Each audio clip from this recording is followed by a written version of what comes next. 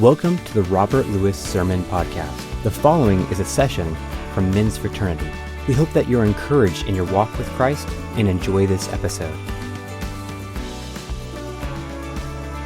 Several years ago, I heard a story of an air traffic controller in Tupelo, Mississippi. And it was his first week on the job.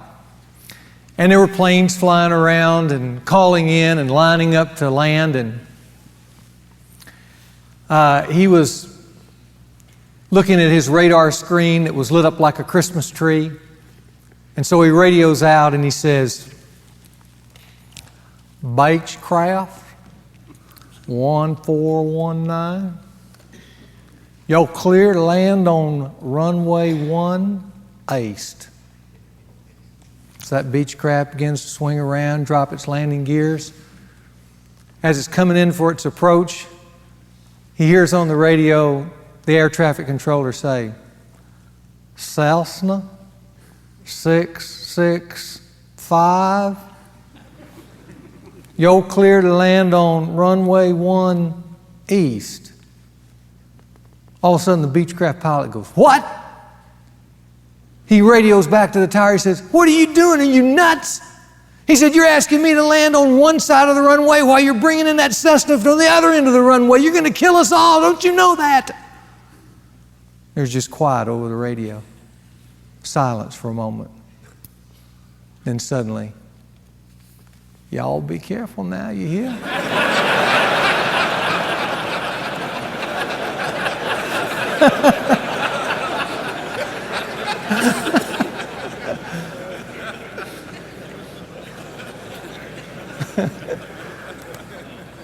You know, sometimes a man's life can feel like an air traffic controller like that. What you've got is you've got issues and decisions swirling around you like planes at DFW. Your life is packed, pressured, harried, hurried. And in that environment, it is so easy, isn't it, in the day-to-day, with all that activity moving around you, demanding your attention, isn't it easy to get lost, to lose your way, to make mistakes, sometimes big mistakes, to chase fantasies and futilities, rather than have the real adventure of a satisfying and meaningful life that we've been talking about the last few weeks? Isn't that true? Isn't that just part of being a man? You're always called on to make these decisions, to give direction.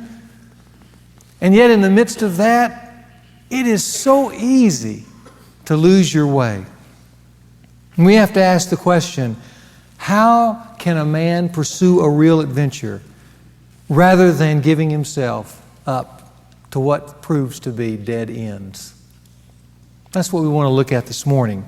And you know, the answer is, and you might even jot this down, the answer is this: it depends on how well you're wired. And you may go, "What does that mean?" Well, it depends on how well you're wired. Wiring is everything to a man. And what you've got on your diagram, and you just might look at this morning, is not something we're going to hand out color crayons and let you fill in the circles and the squares there. Every man has a wiring that energizes his life in one way or another. The better the wiring, the better the energy of his life, and the better the adventure of his life. The poorer the wiring, the more blackouts and short circuits his pursuits in life will experience. Now you have this diagram up here. We're going to work through that here this morning for a little bit before we break into groups and have our discussions. But I want to take you through that wiring process. You know, it begins with three things there in the middle. The three things that are kind of shaded in. The first is how you're born and your design. You might just put that in, your birth and your design. Every person comes into the world unique. Every person comes into the world with certain capacities and talents and abilities, with motivations based on that wiring of how you should express yourself in the world. I like what the psalmist says in Psalm 139:14. The psalmist cries out, "I will give thanks to you, O God, for I am fearfully and wonderfully made." I don't know if you feel like that about yourself here this morning, but everybody in here has been fearfully and wonderfully wired. You're special and you're unique. You have certain things about you that need to be expressed, certain abilities and certain creativities that need to get expressed in the world because you are endowed with those things. Not just endowed to be equal, but endowed to be special, to make a contribution, to be a difference maker in the world. Every man has been created that way. And in a perfect world, he would start out with that design, and he would then walk into the world and begin to pursue a life based on that design. So the middle column is pursuits there. The things that you would do would be based off that design, and those pursuits would make you come alive. And the reason they would make you come alive is because they would be in accordance with your design. And if you lived that out well, if you pursued those kind of things that made you come alive, then eventually you would die. But when you would die, you would leave a legacy back to the world by having done what you were created to do, by having lived the way you were created to live. Now that would be a perfect world. That would be perfect wiring. But we don't live in a perfect world, do we? We live in a fallen world. So the wiring has been kind of readjusted because of the world in which we live. We want to explore that new wiring that's a part of this original adventure from just being born with a design, living out that design, dying and leaving a legacy based on that design. So what we're going to do is look at some past experiences first of all, because past experiences have a lot to do with our present day wiring. For instance, in everybody's past here today, there are all kinds of positives. And those positives combine with that design and then lead to a certain pursuits in life. It may be your upbringing, how you were brought up. Maybe you were brought up in a really good family. And if you did, good for you. Good for you that you had that asset, because that kind of backdrop has added to the pursuits that you right now pursue, that kind of environment that you grew up in. Maybe it was the experiences you had that were in your life that have been very positive. You experienced some real successes, and upon those successes of the past, you are now pursuing a whole new life in the present because of what you've experienced. Maybe it was the friends that you had. Maybe it's the faith that years ago you embraced that's having such a big impact on your pursuits right now. Maybe it's the morality that you decided to live by, the moral code. Perhaps it's the disciplines that you developed growing up. All those things become the positives of the past that add to the pursuits of the present. On the other hand, a lot of us have had what I call negatives too of the past. Maybe a way to define those are wounds from the past or unfinished business that still linger. Several years ago, I noticed a spot on my forehead, just a tiny little pinprick. And every day that I'd go to shave in the mirror, I just would notice it was just a little red spot. And so after about 6 months of noticing that, I finally said, I need to go get that thing checked. Just somebody to look at that. So I went to a dermatologist and went in there and he said, yeah, we need to look at that. And so he looked at it and he said, that's kind of unusual. I need to have a specialist look at that. I started getting a little nervous. And the specialist said, we probably need to take that thing off and examine it. So they bring you into this room and they have this new procedure where they'll slice a little skin off, and then you're sitting there and they'll go take it and have it examined to see exactly what it is. So they shaved a little off and the nurse took it out and they came back in and they said, this is cancer. I went, whoa. And And they said, we need to examine it. You just wait right here. So they went in there, and then the guy came in and he said, we need to take a little more of that off. So they took a little more off. And they went in there and they came back and they said, this is a unique kind of cancer. We've hardly ever seen that. It's a cancer that it'll sit there just like a little pinprick. You can see it on your forehead, but underneath your forehead, it's putting out these little fingers, these little roots that go across your forehead. And if you don't address it long term, you're in for major problems. And I said, really? So I'm laying there with this little piece of skin cut off. And he said, we're going to have to go out and cut out all the roots. Well, I remember about 2 hours in that procedure, they gave me a mirror.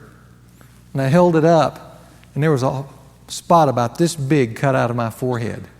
I had to bring a plastic surgeon in and pull it together. Now, the reason I tell you that is because a lot of times in your day-to-day life, there are little pinpricks over your life that don't look like much from the past. But they have put out roots, and they are infecting everything that you do. All your pursuits, distorting your design, undercutting your efforts, because they're wounds of the past that you've not addressed and unfinished business that you've never tied up. Some of those come to mind even as I speak. When I was young growing up, I grew up in a home with a distant and alcoholic dad. And some of you may have had an experience like that, a distant dad. But I had a distant dad, an alcoholic dad, and there was a lot of conflict in the home.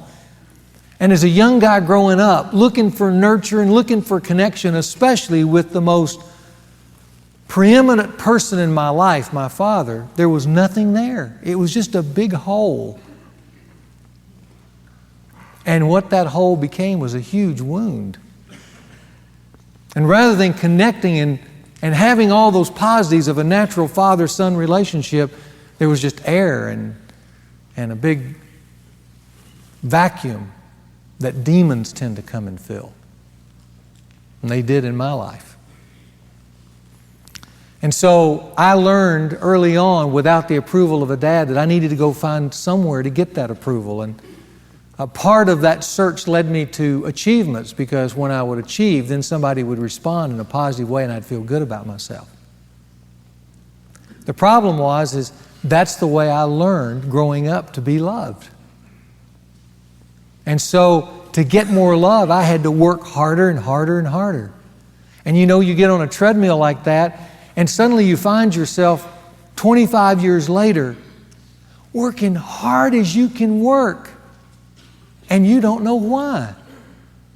You've never stopped to ask, why am I working all these hours, pushing myself so hard?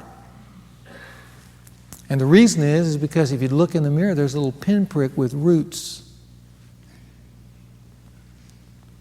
They've infected your whole life. And you're not alive at all. You're dead. Being driven not by your design towards an adventure, but being driven by a wound in your past that you've never addressed. A lot of men like that. Maybe there was a time in your life where maybe in your formative years, mom walked out on dad or dad walked out on mom. That's still having an impact even today. Or maybe just a few years ago, you walked out on your wife. And there was a huge wound created in your family, with your kids.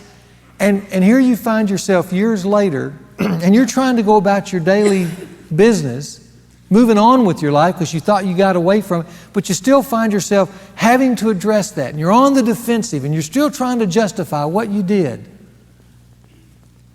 But rather than being a nice tied-up package, it's just an oozing, pussy wound.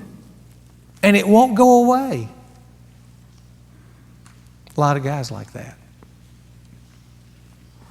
Not knowing how to address those things, but those things undercutting and undermining everything that you do right now. See, we got a design, we have pursuits, But those pursuits can be either encouraged by our past or undermined by our past. That's why I call those negatives and positives carryovers. They're just carryovers. And they're carrying over something every day. They're depositing into the present every day either assets or grief.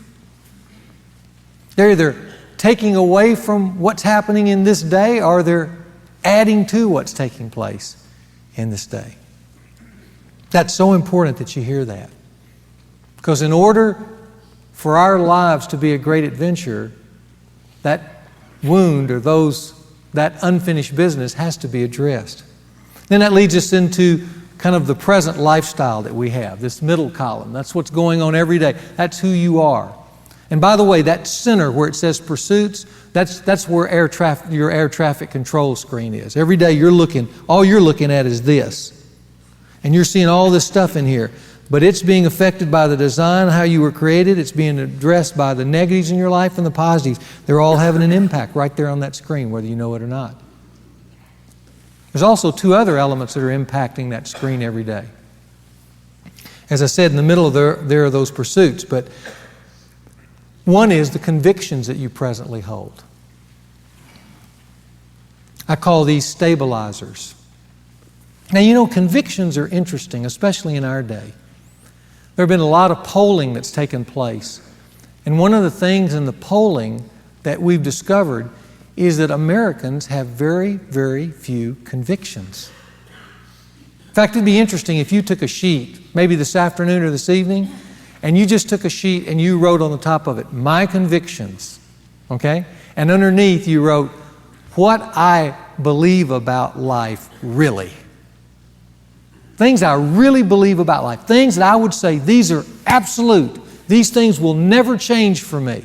This is what I'm going to stand my whole life on. And then begin to list them.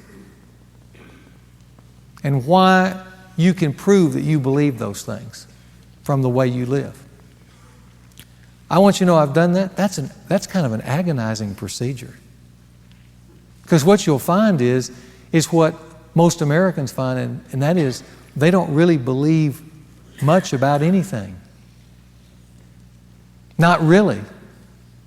What our life is our life is a series of kind of adventures where when we get in the moment, we make up our morality.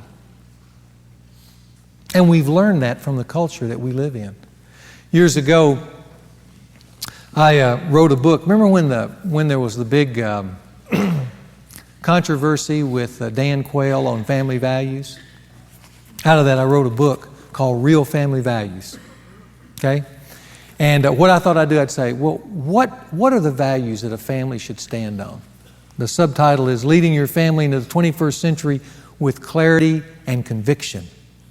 Okay, so I started working through this manuscript, and in the middle of the book, there's a way to develop your convictions about your family. What you believe about parenting, about your marriage, about money, about faith, and those kind of things. And we use this in our church with our young married couples to sit down and work through what their values are. What are the things that are going to guide them into the 21st century as a family? You know what we discovered? We discovered the same thing that this book, I was discovered with this book, throwing it into the marketplace. It doesn't sell. In fact, afterwards, if anybody wants this book, I'll give it to you. First guy down, you can use it for firewood or whatever you want. It'll go real good in the fireplace. Because it was so difficult for a husband and a wife to sit down and say, well, what do we believe about money?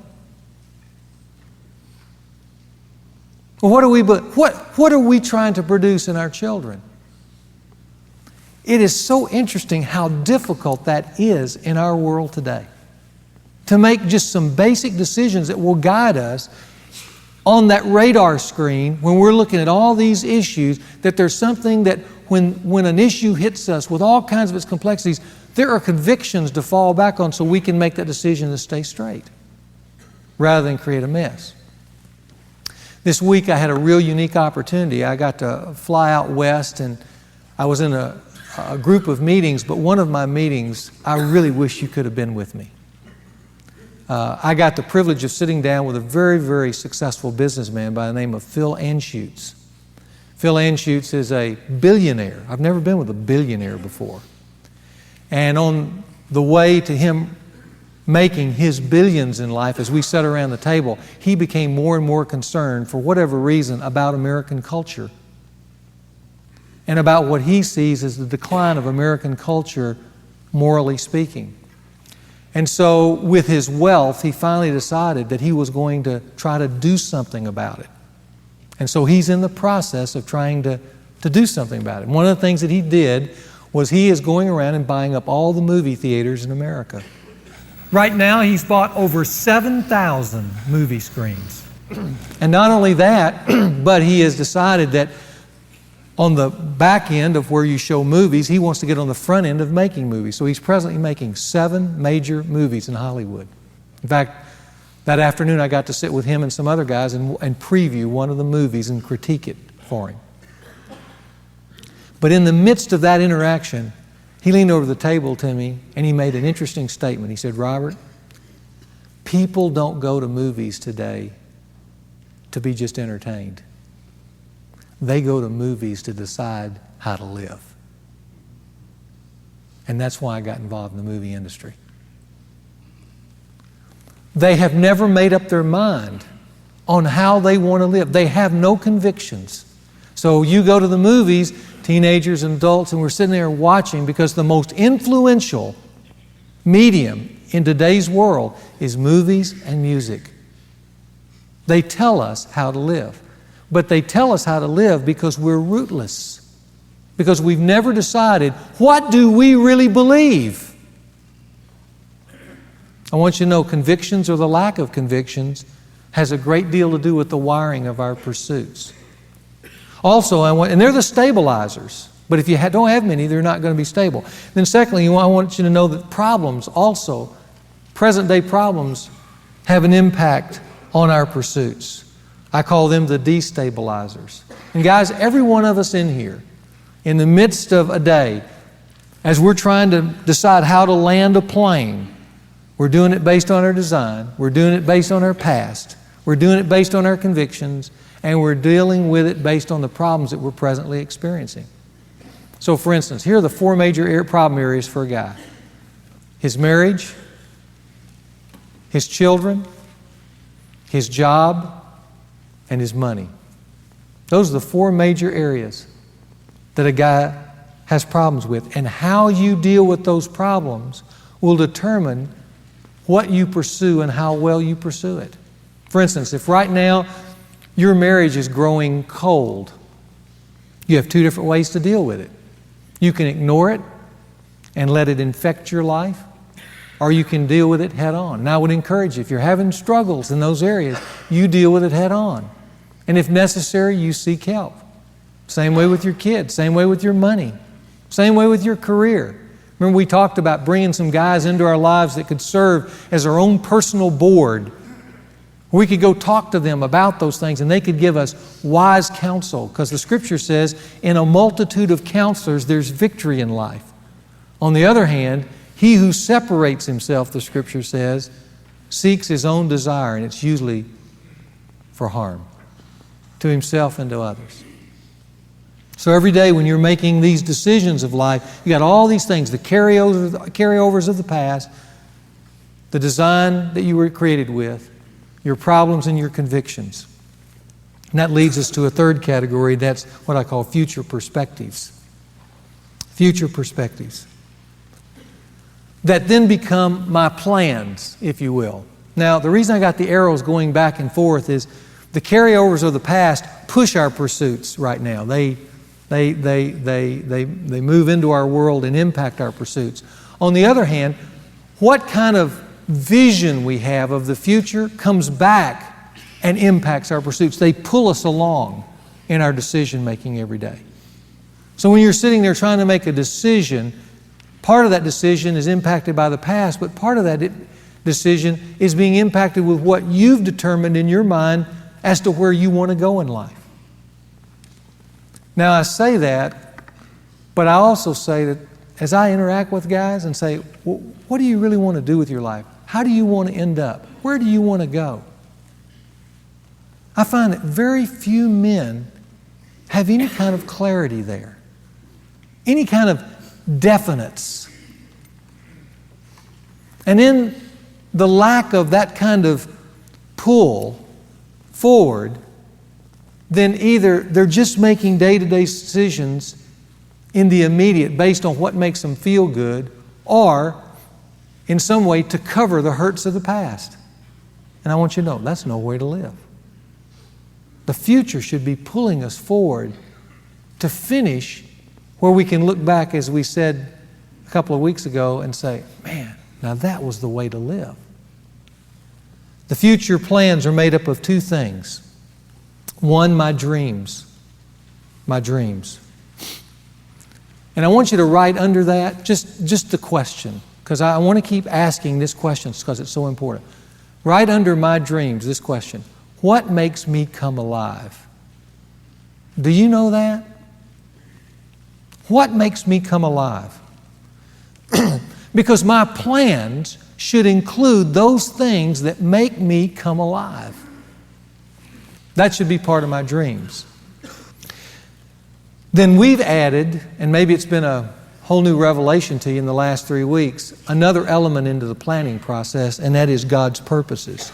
Remember, the last 3 weeks we've talked about really 4 adventures that need to be included in our plans of how we want to finish life.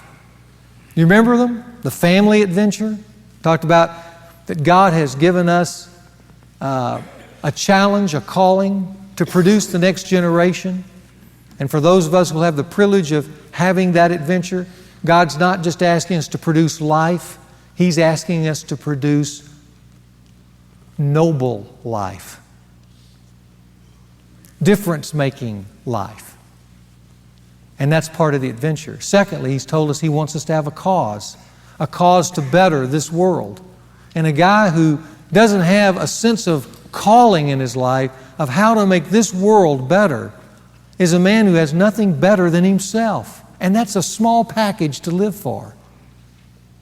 Thirdly, we said that you've got fun adventures of life, that we're to enjoy this world. Those things that will bring us alive and help us to enjoy life, because this world has been given to us to enjoy. And then finally, a spiritual adventure. Okay, so here we have it. Here's all the wiring. You're in the midst of today.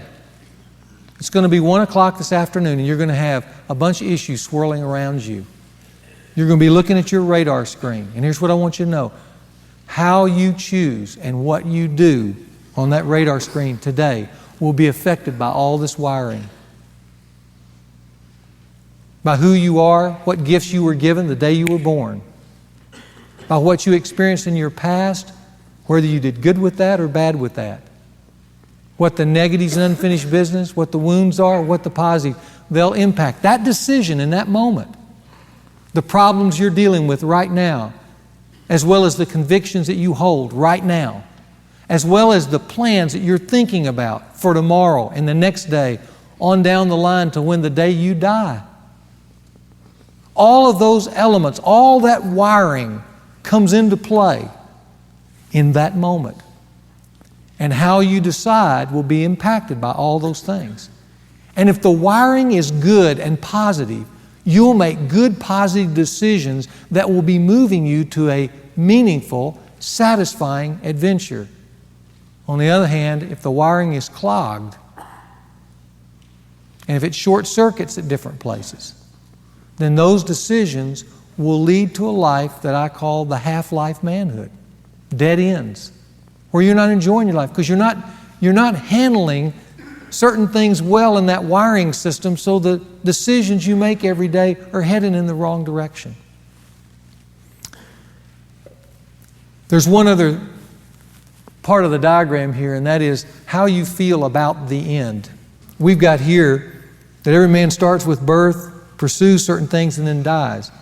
The Scriptures would add a final element, and that is it's not just a death that leaves a legacy, but it also moves you to an eternity where there's a destiny. See, every guy's got to decide something. Let me tell you, this will be one of the biggest decisions in a man's life. Now listen to me. This will impact you as much or more than your design, although your design is huge in your life, as we'll discover in the second semester, and that is this. Everybody look at me. What happens to you when you die?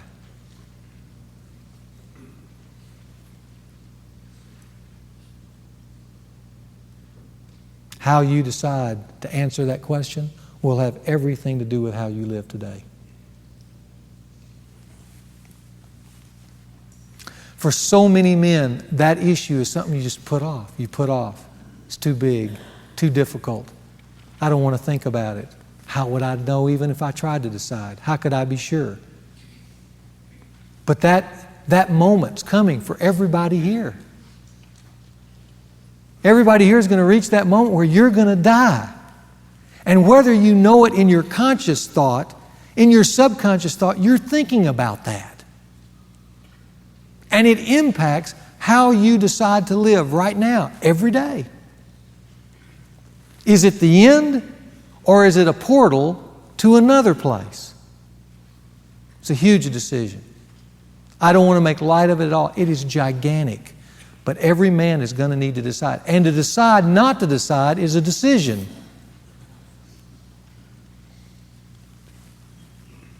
And you have to understand that. Is there a destiny for me? And what does that destiny look and feel like? Where am I going? That's what that final category is. In the birth side, that's who I am. In the pursuit set, that's why I'm here. In the death, legacy, eternity, destiny, that's where I'm going. And I've got to flesh that out because that's going to determine how I live today. Now here's what I want you to do for just a moment. Everybody got a pencil? Okay? I want you to hold up your pencil or your pen just for a second, okay? Now I want you to pretend that what's in your lap, that's your circuitry. Okay?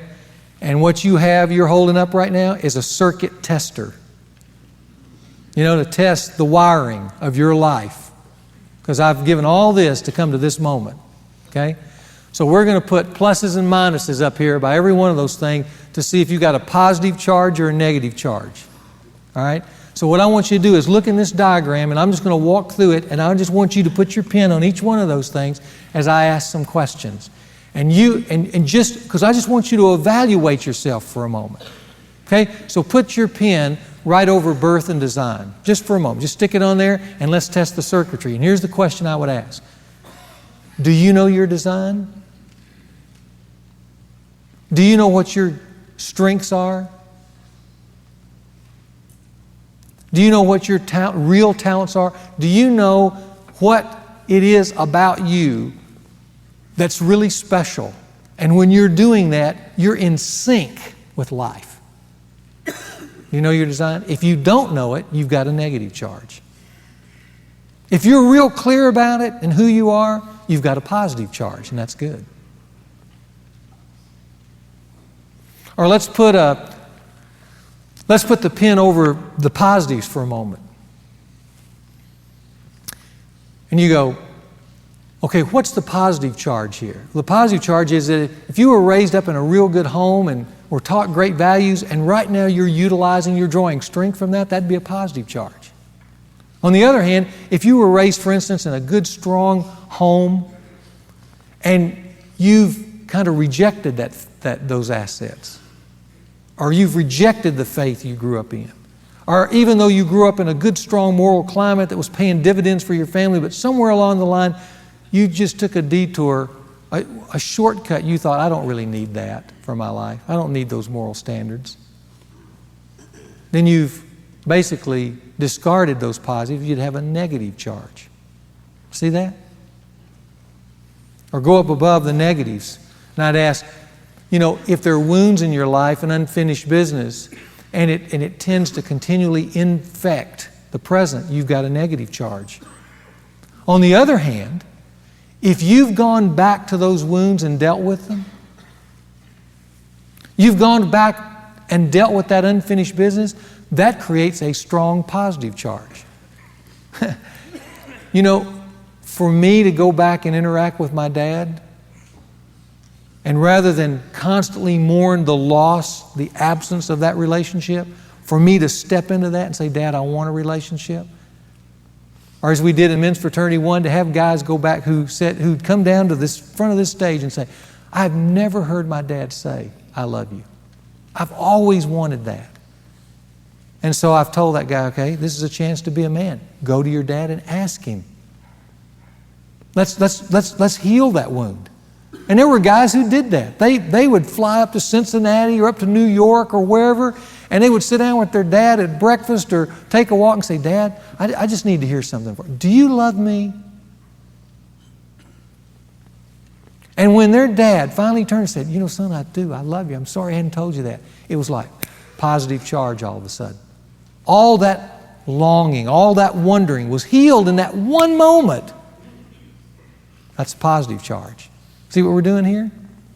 Okay, if we go to the present, you know, problems. If you've got problems in your life, everybody's got problems, by the way. There's no perfect person. One of the things that this shows, look around the room. The reason there's over 1,000 guys in this room is we got problems.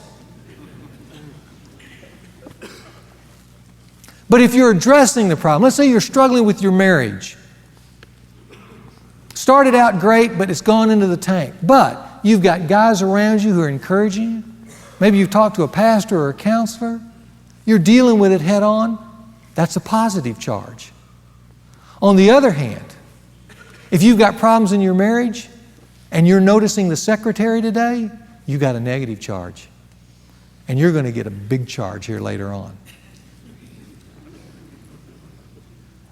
You're going to stick your fingers in the 220. And you're not going to like what you get. Okay? It's the same way with money. Some people are real good with money. Some people are not so good with money. And let's say you've gotten yourself into some real problems with money.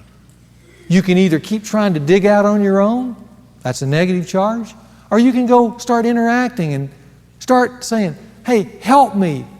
Help me understand how to do money.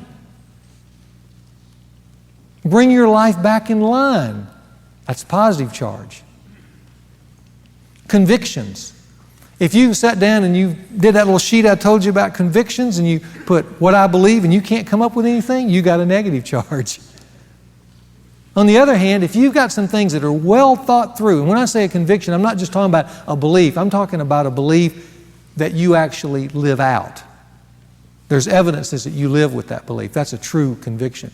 If you've got a number of those and you see the wealth that brings your life because of those convictions about home, family, faith, job, career, money, morality, you've got a positive charge.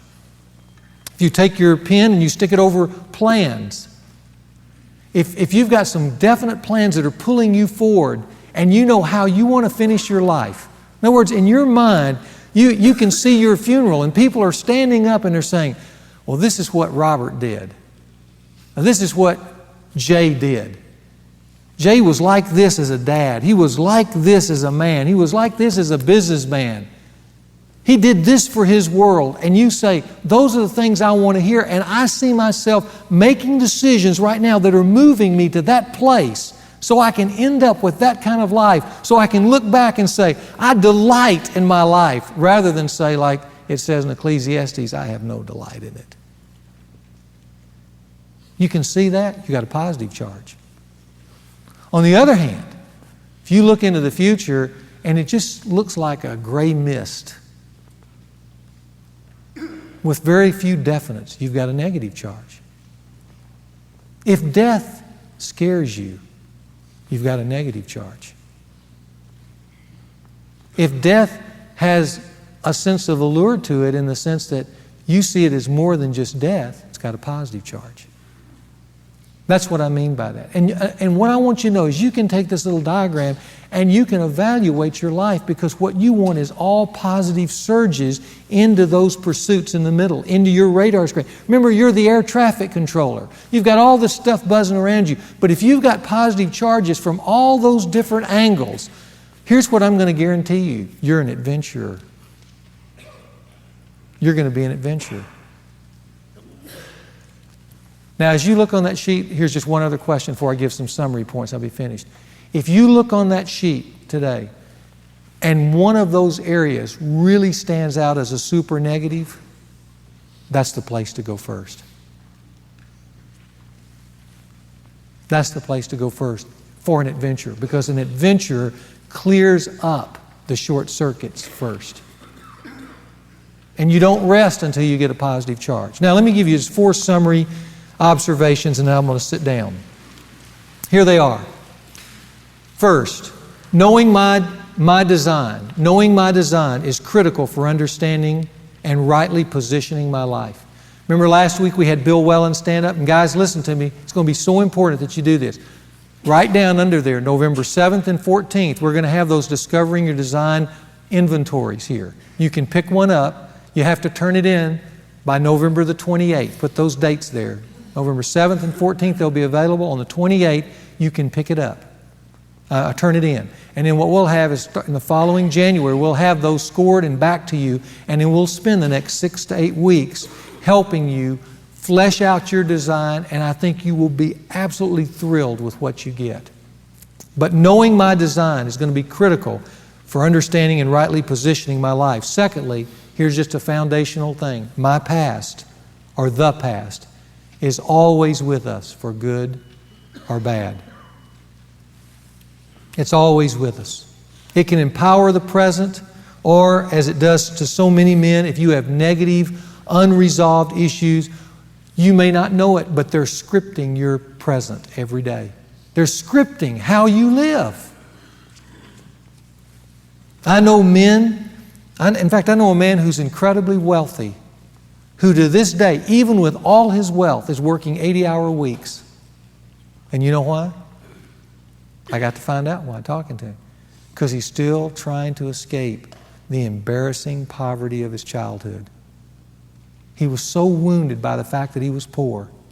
Even now when he's wealthy, every day, rather than use that wealth for good, every day he just keeps going back to the salt mines to try to escape that demon, to try to put more distance between him and poverty. Is that a way to live?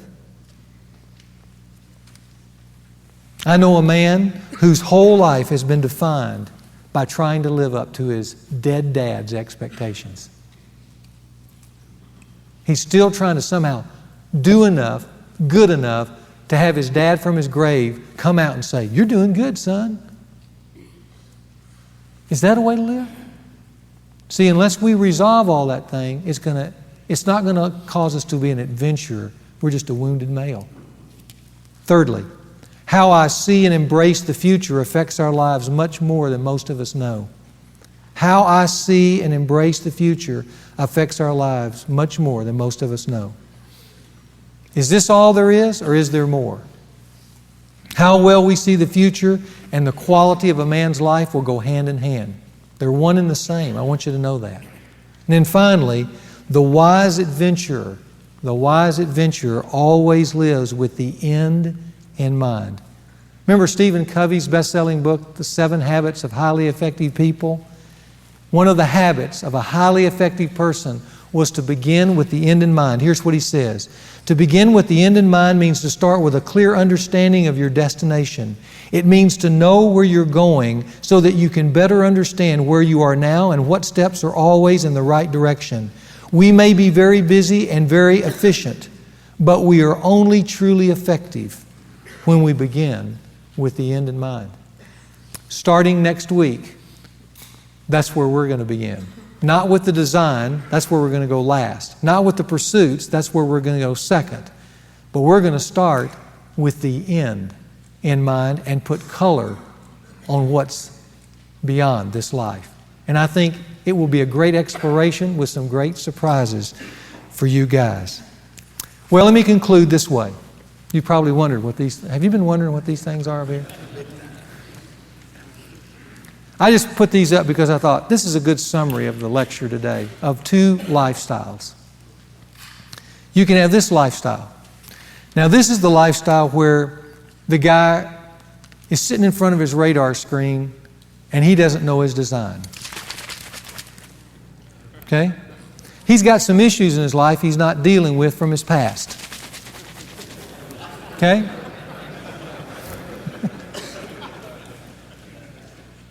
He didn't take advantage of some of the positives that he grew up with. Okay? He's got a troubled marriage, but he's not dealing with it. He has no convictions. He doesn't know where in the hell he's going. Okay? Would you like to open this life?